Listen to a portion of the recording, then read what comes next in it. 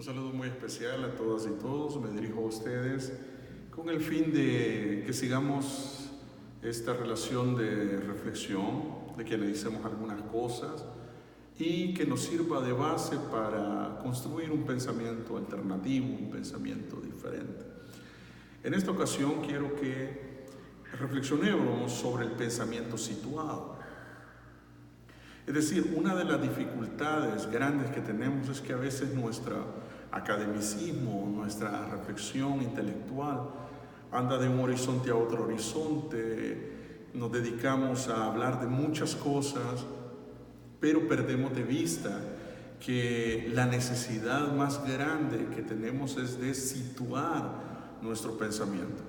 Hay un dicho muy común y es que el que a nada le apunta, a nada le pega. Eso significa que si nosotros nos dedicamos a una labor intelectual demasiado dispersa, que no tengamos claro desde dónde o el para qué estamos reflexionando, nos va a llevar a una fragmentación, a no apuntarle a algo específico, a no darle sobre todo a nuestra realidad nacional, que es lo que nos debe interesar sobre todo. De ahí es que surge esta reflexión sobre el pensamiento situado.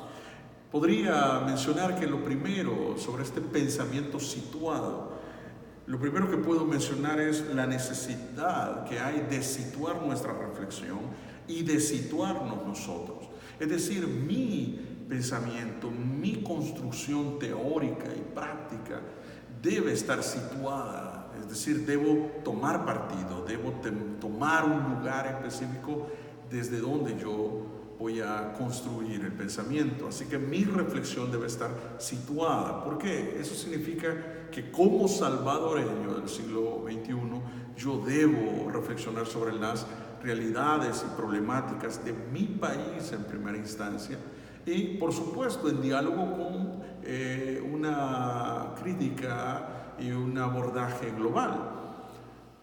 Debo situarme yo y debo situar también mi reflexión. Lo segundo es que hay que ver el problema de irnos a los extremos. O nos vamos al pensamiento norteamericano de Estados Unidos, un pensamiento radical, fundamentalista, o nos podemos ir a la escuela europea, que es más liberal. En el caso de los que estudiamos teología, nos podemos ir a esos dos extremos, nos volvemos o teólogos fundamentalistas o teólogos liberales. Y no se trata de caminar en los extremos, sino de situarnos en la realidad nuestra y desde ahí, es decir, la teología, la filosofía, la economía, la sociología, la antropología, cualquier disciplina, la ciencia misma, nos deben dar insumos para pensar nuestra realidad, analizar nuestras problemáticas, reflexionar sobre esto y proponer al mismo tiempo desde nuestra situación, desde nuestro contexto, más que latinoamericano porque todavía es muy global, salvadoreño. Quizás podríamos ir desde lo global, lo latinoamericano, lo centroamericano y lo salvadoreño, que es lo que más nos urge. Hay una necesidad de tener un lugar desde donde teologizamos, desde donde filosofamos, desde donde creamos conocimiento, desde donde construimos reflexión, pensamiento y acción también. Tenemos que tener claro eso, si no vamos a andar en una ambivalencia, en esa indefinición de no saber el lugar. Por ejemplo, alguien va a reflexionar desde su lugar como defensor de los derechos humanos. Alguien va a reflexionar desde su realidad pastoral, si es pastor, si es líder religioso, si es líder comunitario. Debe partir desde su locus, desde su lugar y desde ahí construir, porque eso le va a dar pertinencia a su pensamiento, a su práctica, a su accionar y le va a dar también raíces, porque está surgiendo del contexto, de la realidad, de la problemática inmediata. También, en un cuarto aspecto, La labor académica va más allá de solo leer y comentar a autores. Va más allá de solo criticar lo que otros hacen. Nuestra labor intelectual no solo es leer y comentar. Nos volvemos comentaristas en este caso de autores, o nos podemos mal acostumbrar a hacer un refrito de citas textuales de fulano dice, pero no construimos, pero no utilizamos esas categorías aprendidas de estos autores para pensar nuestra realidad, para reflexionar sobre las situaciones de nuestra gente, de nuestro pueblo, de nuestra realidad.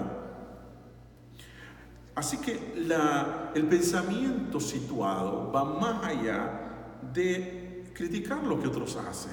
Nos podemos volver solo críticos de lo que otros están haciendo y no hacer nada nosotros. Por lo tanto, esto nos lleva al quinto aspecto. La verdadera crítica es la que propone. Criticar por criticar no nos lleva a ningún lado. Eso lo podría hacer cualquiera. Es señalar, decir esto no me gusta, esto no está bien. Pero ¿qué propones? Cuando alguien te diga, mira, yo soy muy crítico y no propone nada en los vacíos que está criticando, pues está incompleta. La verdadera crítica es la que propone. Yo menciono lo que no está bien, el vacío que hay, pero yo propongo un camino alternativo, una forma diferente de hacerlo, algo como mejorar esa deficiencia. Por lo tanto, debe haber una actitud propositiva en nosotros como académicos para no volvernos solo en los señaladores, ¿verdad? De estar señalando lo que otros están tratando de hacer, que quizás no lo están haciendo como deberían, pero algo están haciendo. Y si nosotros solo nos dedicamos a señalar, perdemos la oportunidad de aportar desde la intelectualidad a esta sociedad también. Un sexto aspecto es que el pensamiento situado debe aceptar el desafío y el compromiso de responder a las problemáticas cotidianas de la realidad salvadoreña. Es decir, debemos pensar la realidad.